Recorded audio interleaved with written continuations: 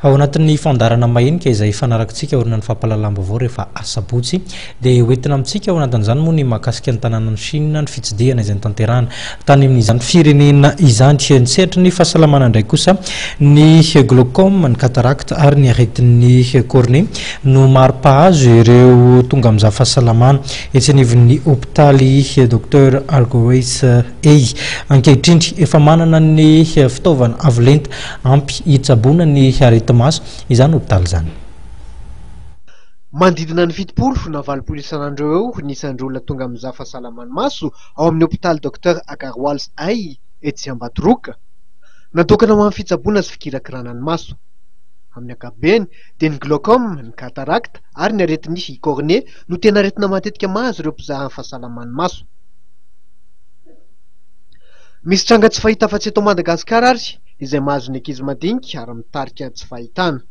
Isan'ny votra izany nandritra ny fahampahafantarinareo fitaovana hika farany araka ny teknôlôjia pitsaboana maso izay azon'ity toeram-pitsaboana ity. Innové ny équipement sy ny matériel ato amin'ny hopitaly dia nahazo matériel vaovao zany fanaovana traitement ny rétine sy fanaovana traitement ny cornée zany ato amin'ny hopitaly zany amin'izao fotoana izao. Misy koa moa zany ny technique d'intervention zay atao hoe ny docteur Agarwals hospital zany no namorona azy zany voalohany sarany hoe ny ICL zany.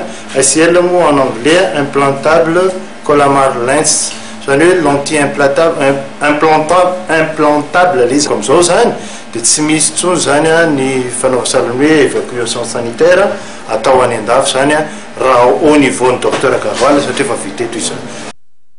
Tao anatin'izay roa taona ny asan'ity hopitalin'ny maso ity izay dia nahatratraha 500 nisan'ireo olona efa nodidiana cataracte ary nahita-pahombiazana avokoa izay fandidiana ny toto-saina.